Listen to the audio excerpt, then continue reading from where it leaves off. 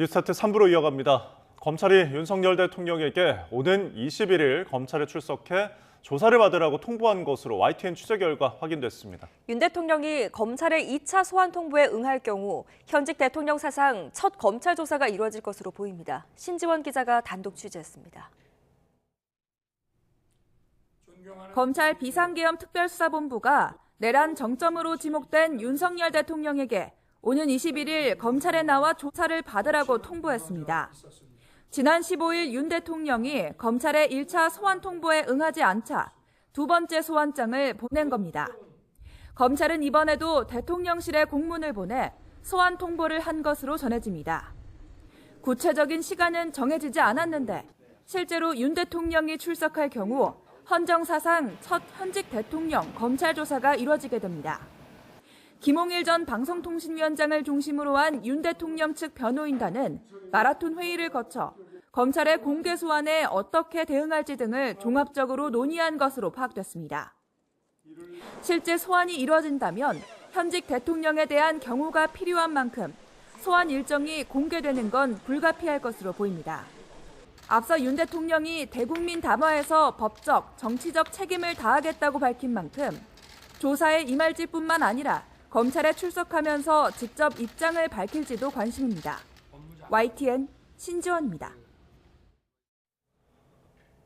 경찰과 고위공직자 범죄수사처로 이뤄진 공조수사본부도 윤석열 대통령에게 내일 공수처에 출석해 조사를 받으라고 통보했습니다. 경찰은 또 윤 대통령 등 사건 일부를 공수처로 이첩했는데 체포영장 신청까지 염두에 둔 것으로 보입니다. 박기환 기자입니다. 회색 차량 한 대가 대통령실 앞에 도착하고 사람들이 줄지어 민원실로 들어갑니다. 경찰과 고위공직자 범죄수사처 등이 꾸린 비상계엄 공조수사본부는 대통령실을 방문해 윤석열 대통령 출석 요구서 제출을 시도했습니다. 18일 10시 공수처로 출석하시라고 지금 출석 요구서에는 기재되어 있는 걸로 알고 있습니다. 하지만 대통령 비서실은 직무정지된 대통령의 출석 요구서를 전달하는 것이 비서실의 업무인지 알 수 없다며 수령을 거부했고 한남동 대통령 관저도 마찬가지였습니다. 다만 공조부는 이미 등기 우편도 발송해 요구서 전달에는 문제가 없다고 설명했습니다. 검경이 번갈아 윤 대통령 소환 조사를 요구하는 가운데 계속 거부할 경우 대통령 체포나 구속이 이뤄질 수 있다는 전망도 나옵니다. 경찰이 윤 대통령과 김용현 전 국방부 장관 등 사건을 공수처로 이첩한 건 역시 윤 대통령 등 강제 구인 가능성을 열어둔 조치로 해석됩니다. 경찰은 영장 반려 가능성이 있는 검찰 대신 공수처 검사를 통해 윤 대통령을 직접 겨냥한 수사에 박차를 가할 것으로 보입니다. YTN 박견입니다. 헌법재판소가 윤석열 대통령 탄핵 심판 첫 준비 기일을 오는 27일로 지정했습니다. 사건을 이끌어 나가는 주심은 정형식 재판관으로 확인됐습니다. 김다현 기자입니다. 헌법재판소는 다음 주 금요일인 오는 27일 윤석열 대통령 탄핵 사건의 첫 변론 준비 기일을 열기로 했습니다. 쟁점과 증거를 정리하는 시간인데 당사자 출석 의무는 없어 윤 대통령 출석 여부는 불투명합니다. 제1차 변론 준비 기일을 12월 27일 금요일 오후 2시로 지정한다. 애초 헌재는 원칙에 따라 사건을 이끌어 나가는 주심 재판관을 공개하지 않겠다고 밝혔지만 취재 결과 정형식 재판관이 주심을 맡은 것으로 파악됐습니다. 정 재판관은 현재 재임 중인 헌법재판관 6명 가운데 유일하게 윤 대통령이 직접 지명한 인물입니다.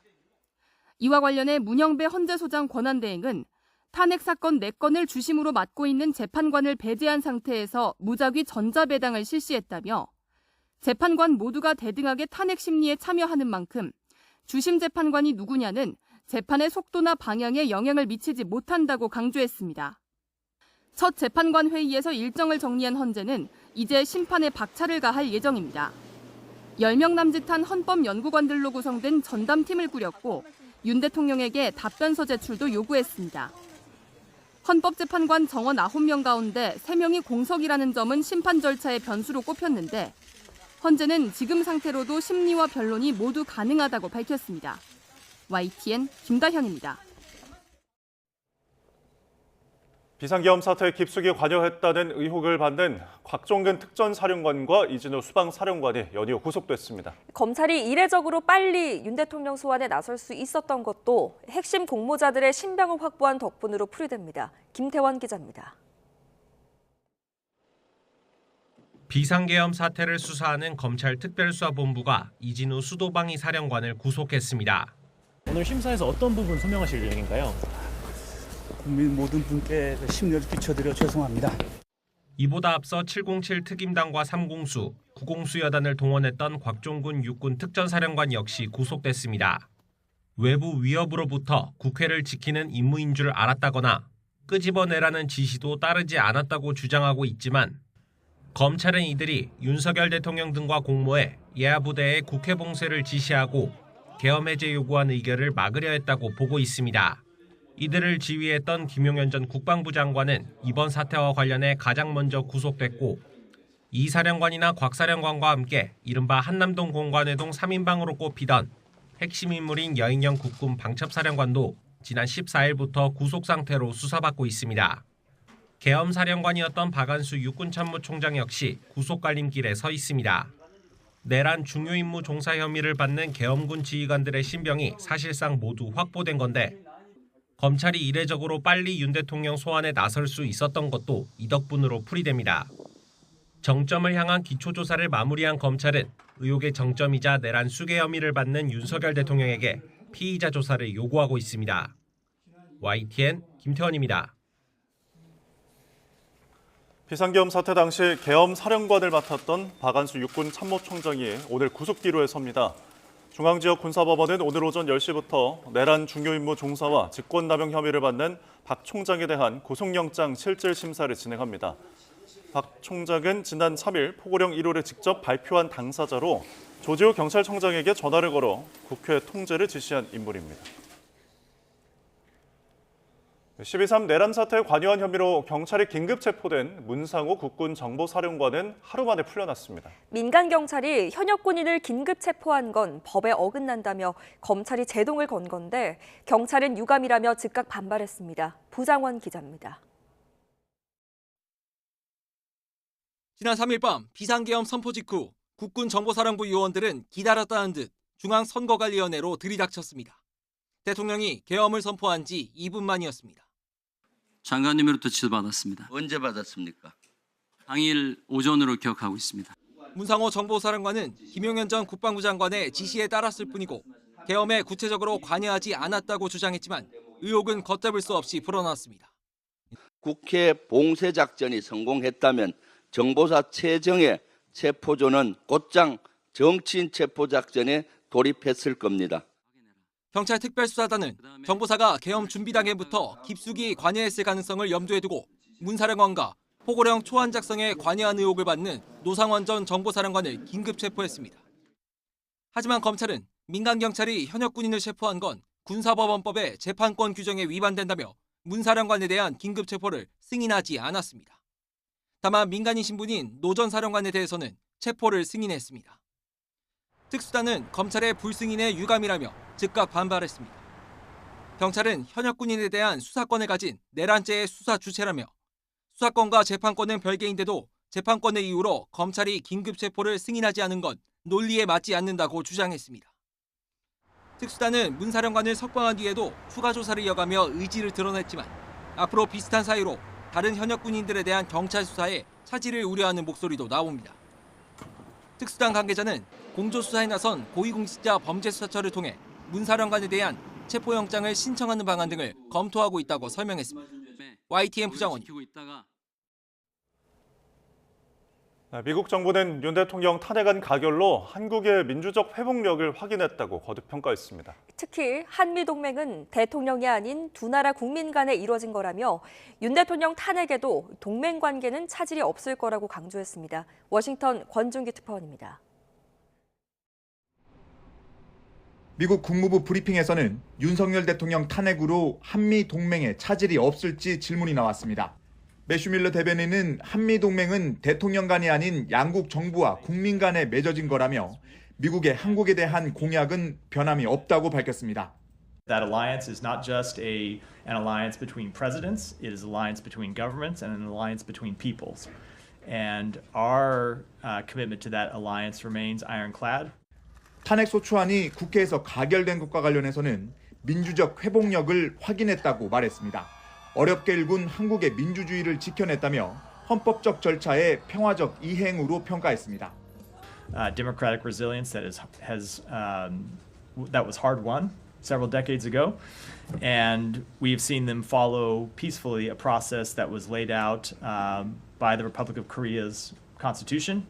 또 앞서 바이든 대통령과 한덕수 권한대행이 전화 통화를 한 데 이어 미국 국무부도 권한대행과 계속 협력할 준비가 돼 있다고 밝혔습니다.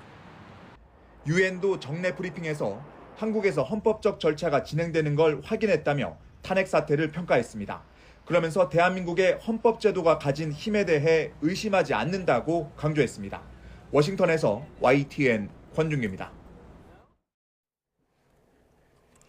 미국 위스콘신주의 학교에서 총격 사건이 일어나 용의자를 포함해 3명이 숨지고 6명이 다쳤습니다. 총격 사건은 위스콘신주의 주도인 메디슨에 있는 어번던트 라이프 크리스천 스쿨에서 미국 현지 시각으로 16일 오전에 발생했고 현재까지 교사 1명과 학생 2명이 숨진 것으로 파악됐습니다. 숀 반스 메디슨시 경찰국장은 브리핑을 열고 총격 용의자인 10대 학생도 사망자에 포함됐고 범행에 권총을 사용했으며 아직 범행 동기는 확인되지 않았다고 밝혔습니다. 도널드 트럼프 미국 대통령 당선인이 우크라이나 전쟁을 끝내기 위해 블라디미르 푸틴 러시아 대통령, 볼로디미르 젤렌스키 우크라이나 대통령과 대화할 것이라고 말했습니다.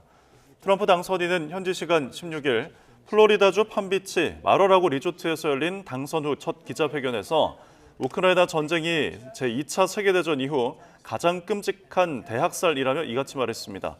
트럼프 당선인은 또 젤렌스키 대통령에게 너무 많은 사람이 죽고 있다며 협상할 준비가 돼 있어야 한다고 강조한 뒤 푸틴 대통령에게도 협상을 촉구했습니다. 한편 북한군과 러시아군의 연합부대가 우크라이나의 공격을 받아 200명이 숨졌다는 주장이 나왔습니다. 이와 관련해 미국 정부가 러시아에 파병된 북한군의 교전과 사상자 발생 사실을 처음으로 공식 확인했습니다. 김지영 기자입니다. 우크라이나 군사정보국은 북한군과 러시아군의 연합부대에 치명적이고 회복 불가능한 손실을 입혔다고 주장했습니다. 그러면서 전사자가 200명에 이른다고 밝혔는데 북한군이 얼마나 포함됐는지는 언급하지 않았습니다. 앞서 우크라이나군은 텔레그램 채널에 쿠르스크에서 전사한 북한군이라며 병사 수십 명의 사진과 동영상을 공개하기도 했습니다. 하지만 화질이 선명하지 않아 북한군 시신인지는 불분명합니다. 크렘린궁은 이와 관련해 논평을 거부했습니다. 반면 미국 정부는 러시아에 파병된 북한군이 쿠르스크에서 우크라이나군과 전투를 벌여 사상자가 발생했다고 밝혔습니다. 미국 정부가 북한군의 교전과 사상자 발생을 공식 확인한 건 이번이 처음입니다. They entered a war, and they are, as such, combatants and are legitimate targets for the Ukrainian military. We have seen North Korean soldiers who have been killed in action on the battlefield inside Russia. 트럼프 당선인은 기자회견에서 미국의 장거리 미사일 사용 승인이 북한군의 파병을 불러왔다고 지적했습니다. I think that was a bad thing, and that brought the Koreans in, North Korea. Another man I get along with very well. I'm the only one that does. But that did a lot of bad things. 트럼프는 또 우크라이나 전쟁을 멈추기 위해 푸틴, 젤렌스키와 대화할 것이라고 강조해 귀추가 주목됩니다. YTN 김지영입니다. 오늘의 경제일정입니다. 기획재정부가 오늘 국무회의에서 내년도 예산 배정 계획을 확정합니다. 정치 불안의 내수를 중심으로 경기 침체 우려가 커지면서 재정을 조기 투입해 경기 둔화 속도를 늦추기 위한 계획이 나옵니다. 통계청이 우리나라에 상주하는 외국인 규모와 또 한국에서의 생활을 분석한 통계를 발표합니다. 2023년 5월 기준 국내 상주 외국인은 역대 최대 수준인 143만 명으로 10명 가운데 9명인 86.4%가 월 평균 임금이 200만 원 이상이었습니다. 탄핵 정국으로 경제계가 불확실성에 휩싸인 가운데 우원식 국회의장과 경제 4단체장이 오늘 국회에서 만납니다.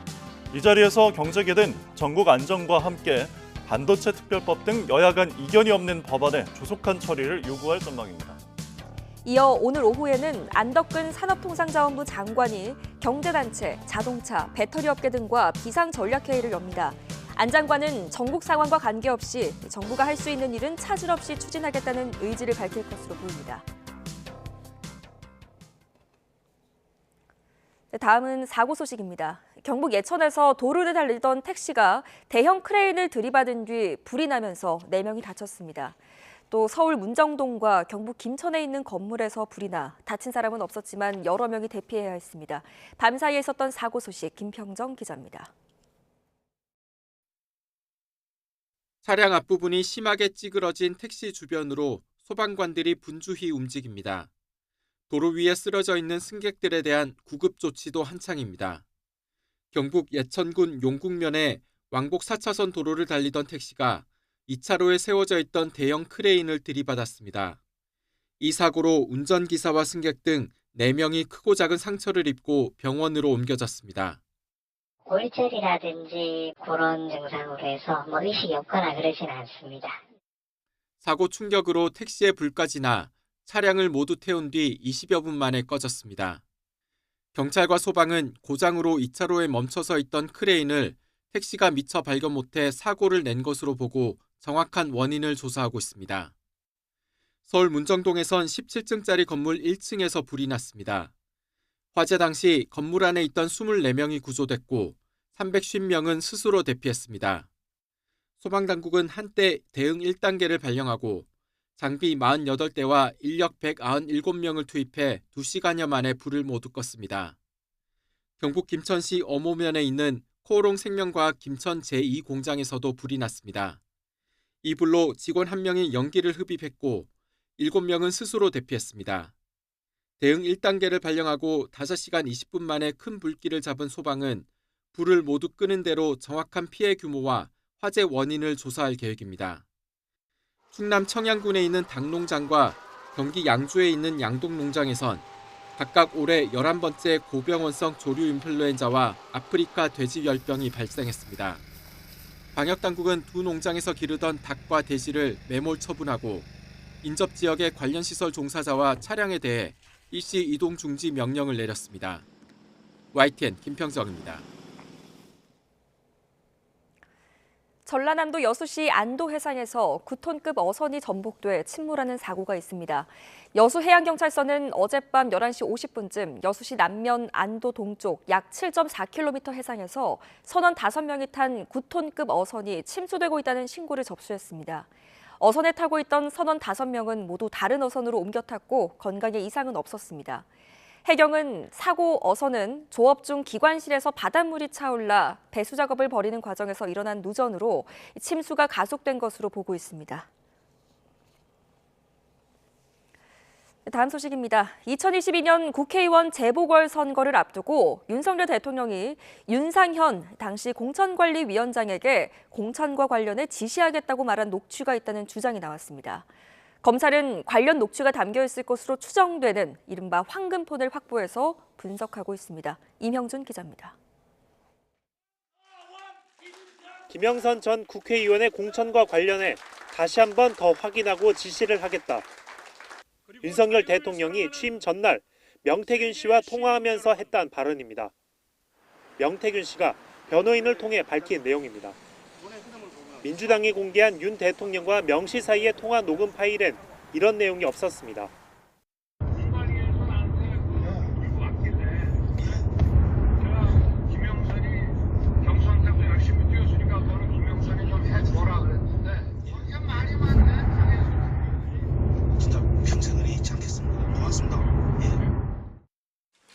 둘 사이의 통화 녹음은 2분짜리인데 중간에 윤 대통령이 김 전 의원의 공천을 다시 확인하고 지시하겠다라는 취지의 대화가 들어있던 겁니다. 명 씨는 지시의 대상은 당시 공천관리위원장인 윤상현 의원이라는 것도 대화에 포함됐다고 주장했습니다. 그 실명이 누굽니까? 윤상현입니다. 윤상현 당시 공관위원장에게 내가 이렇게 지시를 하겠다라고 이야기를 한다라는 겁니까? 네, 그렇습니다. 해당 녹취는 명 씨가 검찰에 제출한 이른바 황금폰에 담겨 있을 것으로 추정됩니다. 검찰은 이동식 저장 장치에 있는 파일 수백 개를 분석하는 한편 휴대전화 3개를 복원하고 있습니다. 황금폰에 있다는 윤 대통령의 원본 녹음 파일이 복원될지 또 그 외에 다른 녹음 파일이 존재하는지 수사 당사자인 검찰은 물론 탄핵 전국 상황에서 국민적 관심이 쏠리고 있습니다. YTN 임영준입니다.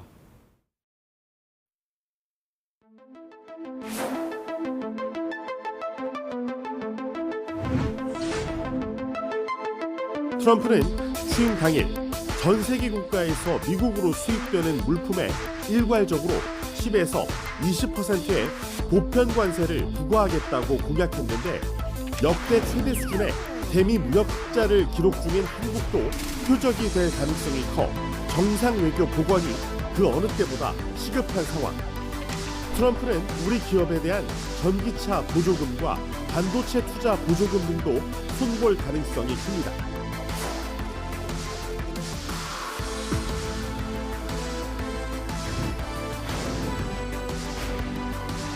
이미 취임 100일이 아닌 100시간 만에 한국에 영향을 미칠 수많은 정책이 발표될 거라는 분석도 나왔습니다.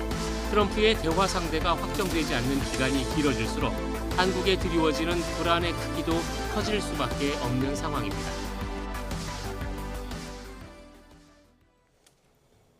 네, 최신 경제 소식을 빠르고 친절하게 전해드립니다. 스타트 경제, 오늘은 허준영 서강대학교 경제학부 교수와 함께하겠습니다. 교수님 어서 오십시오. 네, 어서 오십시오. 자, 트럼프 2기 행정부 출범이 이제 한 달가량 정도 남았습니다. 2기 행정부는 어쨌든 그 전보다 더 미국 우선주의의 강경한 통상 외교 정책을 펼칠 거라는 그런 강경한 기조가 예상이 되는데 어쨌든 우리 입장에서는 이거를 지금 대처를 잘할 수 있을까 하는 부분이 좀 걱정인 것 같아요. 그러니까 두 가지 측면이죠. 하나는 예. 미국의 측면이고 하나는 우리의 측면인데 미국의 측면에서는 1기보다는 지금 트럼프 당선인이 더 빠르게 움직이고 있고 예. 1기 때 얻은 교훈이 있을 겁니다. 예를 들어 이런 거죠. 2017년 1월에 취임을 했는데요. 중국에 대해서 관세 매기기 전에 중국이 이상한 일 하는 거 없는지 좀 조사해봐라라고 얘기가 들어간 게 네. 2018년 8월입니다. 네. 그렇게 생각했을 때는 취임 후 1년이 넘어서야 관세를 매기기 시작한 것도 아니고 관세에 대한 조사가 들어간 거거든요. 네. 이번에는 어떻게 하고 있죠? 이미 취임 전에 첫날부터 캐나다와 멕시코에 대해서 지금 관세 협정 맺고 있는 나라인데 이 나라들에 대해서 관세를 매길 수 있다라는 얘기들을 하고 시작하고 있는 훨씬 더 강도가 빠르고 굉장히 심각한 강도로 지금 접근을 하고 있는 게 미국의 입장. 우리의 입장은 사실은 그 당시에서도 이게 되게 독특한 게 트럼프 1기 때 당선되고 나서도 사실 우리나라 내부에서 좀 탄핵이 있었는데 지금도 또 탄핵 정국이라서 어떻게 보면 우리 내부에서 그렇게 더 강력해진 트럼프 2기에 대한 준비는 못하고 있는, 제대로 못하고 있는 상황이라고 볼 수 있죠.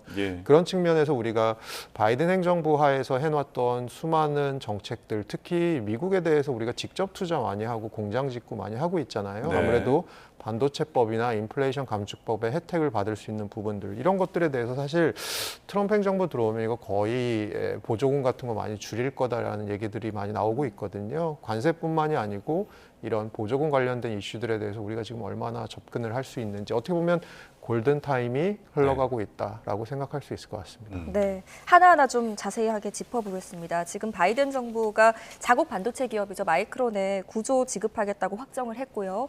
지금 트럼프도 반도체 지원법 손보겠다고 밝혔습니다. 이게 지금 이것 때문에 반도체 기업들 업계가 좀 긴장하고 있는 상태죠.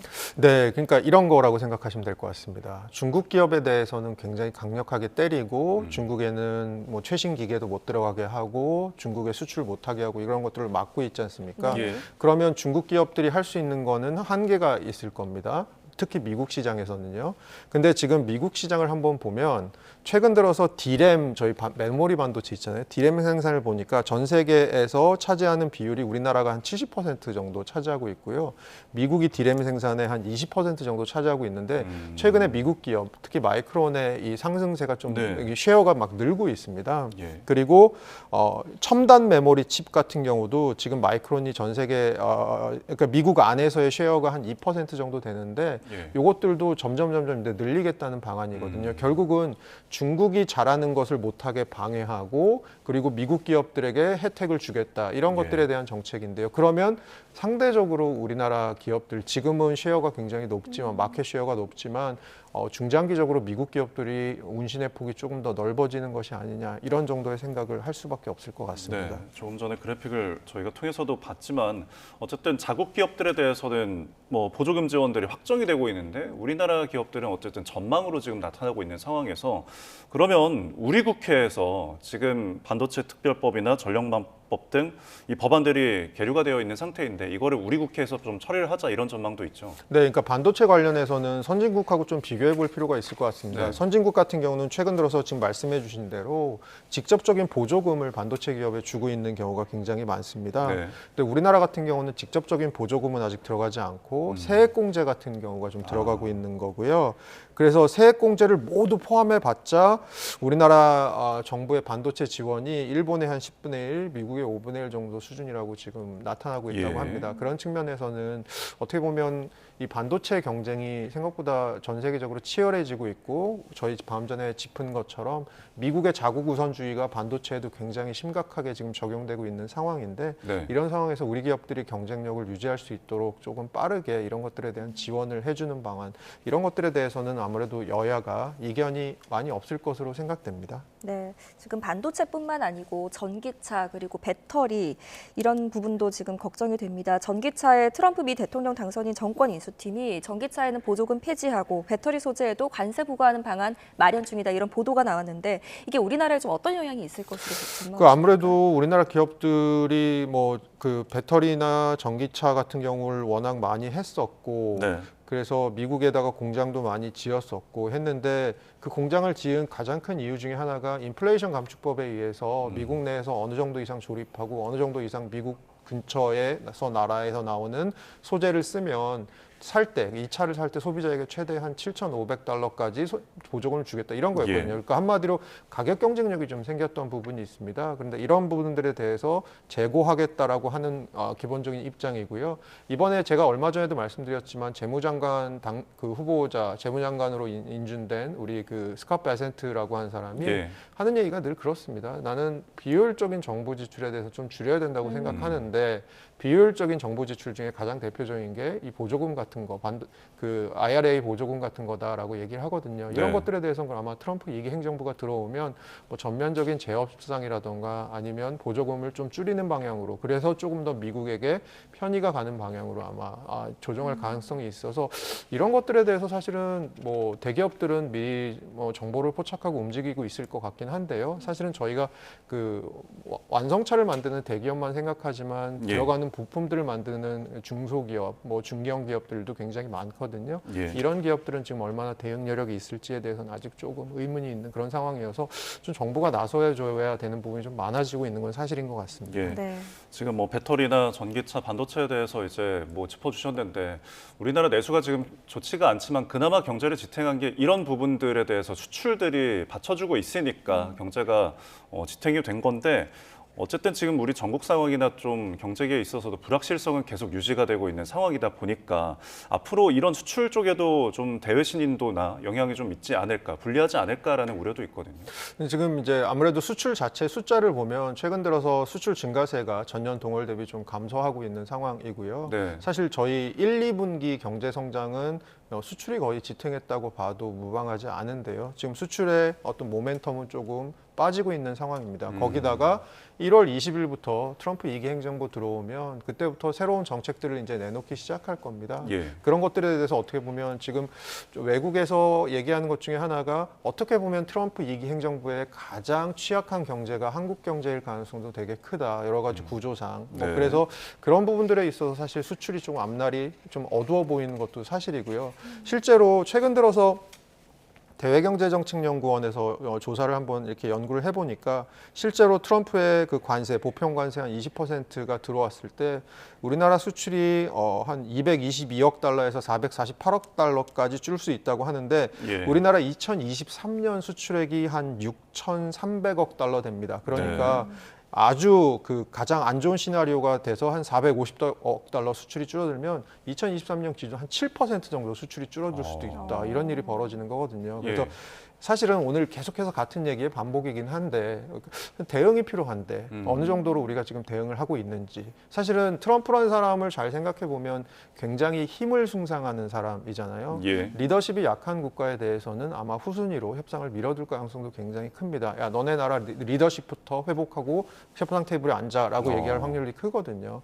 제가 보기엔 그런 의미에서 저희가 조금 대응력이 점점 떨어지는 부분이 있지 않나 보고 있습니다. 그럼 교수님께서 그 트럼프 2기가 만약에 출범을 한다면 이제 한미 FTA는 어떻게 좀 전망을 하십니까? 그 굉장히 재미있는 게 있습니다. 그 이전 정부, 문재인 정부 때 2017년 6월에 미국 워싱턴 DC에서 한미 정상회담이 열렸는데요. 이때 갑자기 실무자 간의 협의도 없었던 트럼프 대통령이 한미 FTA 재협상을 하겠다고 갑자기 기자간담회 때 얘기를 해버립니다. 그래서 이때 실행된 게 뭐냐면 한국산 철강 넘어오는 거 앞으로는 1년에 어느 정도 이상은 못 넘어오게 하겠어. 이런 것들에서 철강 쿼터제를 시작했고요. 혹시 기억하신 분 계시겠지만 우리나라 세탁기에 대해서도 고율의 관세를 부과하겠다. 이런 얘기들을 했었거든요. 이런 식으로 돌발적으로 나올 가능성이 있기 때문에 그러니까 이런 거죠. 본인이 예전에 했던 협상조차도 본인이 지금 뒤집고 있는 입장입니다. 예를 들어 대표적으로 아까 말씀드린 대로 캐나다랑 멕시코와 미국 사이의 관세 협정도 USMCA라고 해서 트럼프 1기 행정부 때 했던 건데 이거에 대해서도 지금 재고하겠다라는 거니까요. 자기가 예전에 했던 약속조차도 뒤집고 있는 이런 상황. 한미 FTA라고 왜 예외가 되겠습니까? 라는 얘기들을 좀 드릴 수 있을 것 같습니다. 미국과 관련된 뭐 외교 통상에 대한 문제들을 저희가 계속 짚고는 있지만 어쨌든 국내 재계 입장에서는 뭐 그런 외교 통상 그리고 환율도 계속 높아지고 있고 입법적인 내용들도 뭐 속 시원히 통과가 되지 않고 있고 이런 설상가상의 가상을 지금 겪고 있다 보니까 좀 어쨌든 정부에서도 굉장히 고민이 많을 텐데 지금 한덕수 대통령 과당대행은 일단은 첫 민생 행보로 중견기업 행사를 찾았어요. 우리나라 수출기업 보통 생각하시면 수출을 대기업들이 한다고 많이 생각하시는데 수출기업의 숫자로 보면 중견기업이 굉장히 많습니다. 숫자로 상으로 거의 대부분이 중견기업이고요. 이런 기업들이 결국은 수출에서 굉장히 굳건하게 담당해 주던 부분이 있었어서 우리나라 수출이 잘 되는 부분도 분명히 있었거든요. 그런 측면에서는 중견기업들에 대해서 또 고용 창출 효과도 굉장히 많은 기업들이 중견기업입니다. 그리고 또 한편으로 보면 저희 좀 재밌는 것 중에 하나가 서비스업이랑 제조업이 좀 구조가 다른 것 중에 하나가 생산성이 높은 게 보통 저희 좋잖아요. 서비스업은 새로 시장에 들어온 기업들이 생산성이 굉장히 좋습니다. 근데 제조업 같은 경우는 처음에 들어와서 한 5년이고 10년이고 버틴 기업들의 생산성이 되게 잘 나오기 시작합니다. 그럼 결국은 아마 이 중견기업들이 그 어려운 경쟁을 뚫고 살아남은 기업들일 겁니다. 그런 측면에 있어서는 사실은 이런 중견기업들에 대한 정책에 대한 강조, 앞으로 더 잘해주기를 바라는 뭐 이런 당부의 이런 얘기들을 아마 총리께서 한 걸로 기억하고 있습니다. 또 장관, 정부에서 또 열심히 지금 발로 뛰고 있습니다. 좀 실질적인 성과가 보였으면 좋겠습니다. 지금 비상계엄 충격 속에서도 4일 연속 코스피가 상승했었는데 장중에 거세진 외국인 매도세에 밀리면서 2,490선을 내줬네요. 코스피 흐름 어떻게 좀 보고 계십니까? 그러니까 지금 제가 비교를 한번 해보니까 그 계엄이 있기 전날 종가에 비해서 지금 약간 한 0.5% 정도 빠져 있는 상황입니다. 그때를 회복은 아직 못한 것 같아요. 회복을 하려고 올라가다가 약간 다시 빠진 상황이고 지금 외인의 탈출이 조금 외국인들의 탈출이 조금 많이 눈에 띄는 상황인데 제가 보기에는 저번 주에 탄핵 안이 가결되면서 큰 불확실성 하나는 또 사라진 부분이 있긴 합니다. 하지만 저희가 생각했을 때 이 계엄 정국이 있기 이전에 우리나라 증시나 우리나라 경제 펀더멘털에 대한 의구심이 좀 있었던 상황이어서 아마 이것들이 한순간에 해소되지는 않을 것 같습니다. 그런 측면에서는 어떻게 보면 지금 경제 측면에서는 뭐 사실 뭐 정계나 산업계나 학계가 사실 원팀이 돼서 움직이는 것들 그런 것들이 굉장히 필요한 시점이 아닌가 싶습니다.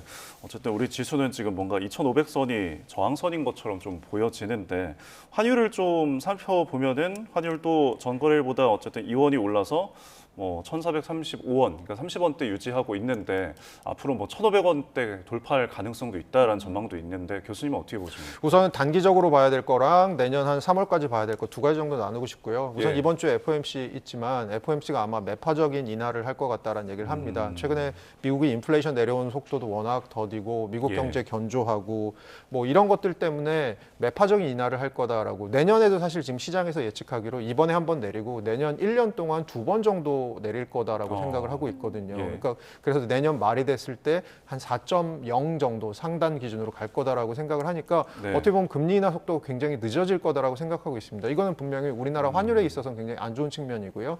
조금 더 한 내년 3월까지 이벤트를 보면 저는 환율이 언제 튈 것 같냐라고 생각을 하면 트럼프 행정부의 신정책들이 들어오면서 이거 예. 한국의 구조적인 취약성으로 가는 거 아니야? 한국 이거 약한 거 아니야? 라는 것들이 이제 분명히 들어오거나 예. 아니면 최근 들어서는 원화가 엔화나 위안화랑 같이 움직이니까 중국에 대해서 생각보다 세게 때린다거나 네. 일본에 대해서도 뭔가 피해가 가는 정책들이 나온다거나 이런 것들이 있을 때 분명히 구조적으로 우리도 조금 원화가 약세로 돌아설 수밖에 없는 부분이 있을 것 같은데 예. 1,500원대까지 그렇다고 갈 것이냐에 대해서는 우선은 탄핵 국면이 큰 불확실성이 아까 말씀드린 대로 하나 없어진 와중에 앞으로는 조금 더 미국이 어떻게 움직일 거냐 그리고 트럼프 행정부에서 어떤 정책들이 나올 거냐 이런 것들에 의해서 조금 영향을 받을 것 같고 또 일본은행이 또 금리 인상을 할 건데 어느 정도 속도로 할 거냐 뭐 이런 것들에도 관련이 있을 것 같고요. 지금 시장의 컨센서스는 내년에 한 일본 중앙은행이 3번 정도 올릴 거다라고 네. 얘기는 하고 있는데 그래서 내년 말 기준으로 한 1% 정도까지 금리가 가 있을 거다라고 생각은 하고 있는데 그것의 속도 자체에도 굉장히 많이 영향을 받을 것 같습니다. 네. 뉴욕 증시 살펴보겠습니다. 나스닥 지수가 또 사상 최고치를 기록했네요. 네, 기술주 중심 반등하면서 어제 나스닥 1.24 올랐고요. S&P 0.38 오르고 다우는 좀 빠졌습니다. 아까 이제 뉴스 꼭지에도 잠깐 나왔지만 일본 소프트뱅크에서 미국에 1,000억 달러 투자하겠다. 아무래도 기술주 중심에 좀 도움이 된 것 같고 이번 주에 금리 인하, FOMC에서 금리 인하가 있을 것 같다라는 것이 거의 예견된 상황에서 또 네. 도움이 되는 부분이 있는 것 같습니다. 실제로 엔비디아와 M7 모두 다 상승했습니다. 네. 어쨌든 금리 인하는 교수님께서는 0.25로 예상하시는 건가요? 이번 주에는 0.25를 하겠죠. 안 하면 굉장히 놀라울 것 같은데요. 예, 알겠습니다. 지금까지 허준영 서강대학교 경제학부 교수와 함께했습니다. 오늘 말씀 고맙습니다. 잘 들었습니다.